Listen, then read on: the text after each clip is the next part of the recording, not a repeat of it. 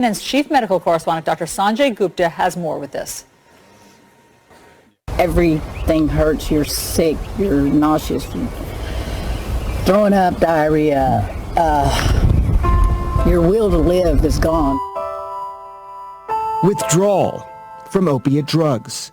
Many will tell you that you continue to use because after a while, it's no longer about getting high. It's to chase away the feeling you're about to die. For Patricia Slavin, it all started 4 years ago with abdominal pain and a prescription for Dilaudid. It was the first time in her life she had ever taken an opiate. They upped the dose, and it just kept to the point where I was taking a very high dose of pain management. I had to get on pain management. Every month they say, how are you? And I say, well, you know, it's not really helping as much. I'm still in a lot of pain. Okay, well, add this to it, this pill, and then this patch.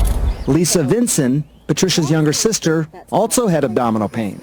Over the past 10 years, she's had 5 operations, including a hysterectomy. And yes, she also had lots and lots of narcotics. I was torn between not being able to care for my family or, okay, I can take care of them if I just take some more pills. Within months, 2 sisters, Lisa and Patricia, were both addicted to opioid painkillers. But things would soon turn even more desperate for Patricia. Every time they give me more, my body just get immune to it. Mm-hmm. But then if I didn't have it, I get sick, real sick. So what'd you do? There was a guy that I worked with, his wife had Dilaudid, but she didn't like them, she didn't take them, so he would sell me what she had so that if I ran out, then I still had some. But one day, that same guy didn't have any pills and offered up a cheaper alternative, heroin. And the rest, as they say, is history. It just went downhill from there. She called asking for money for more heroin, and I told her, I will not send you money for drugs. I will not. But I will buy you Kratom. Kratom. Around the world, Kratom, an herb, has been used for centuries to help people manage pain, but also for the withdrawal from opium.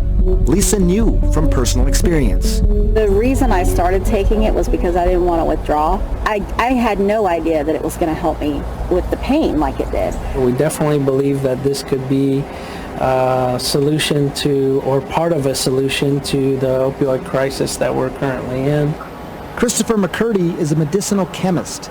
He's also one of just a handful of scientists in America studying the Southeast Asian plant. I don't see anything that rivals or even comes close to the ability for this plant to serve as a potential treatment.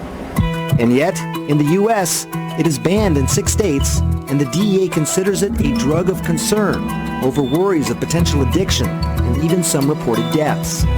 According to McCurdy, that concern is because Kratom is not regulated and has been mixed with other drugs. Definitely, there needs to be regulatory measures put into place with this plant material, but there is a huge wealth of anecdotal evidence out there and some scientific that there is definite medical potential for this plant.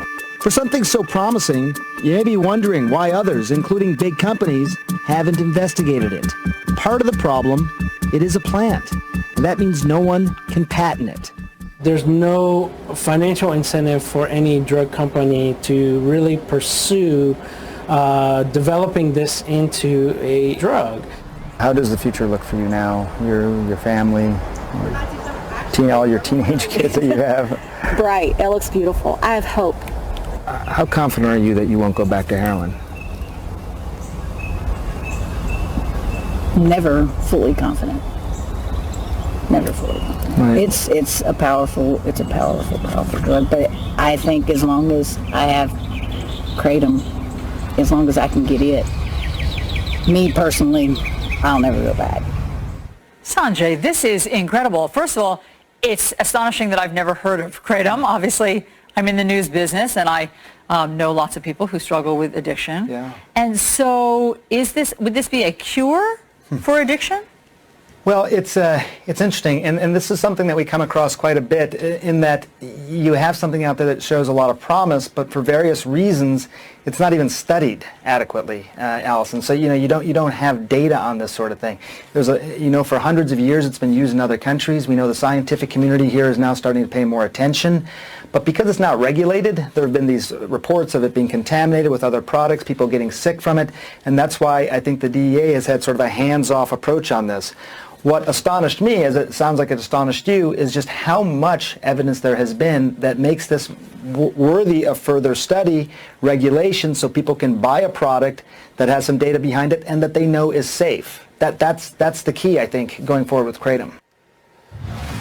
We don't know what the answers are, but we know we got to keep asking the right questions. CNN Newsroom with Poppy Harlow and John Berman is going to pick up right after this break.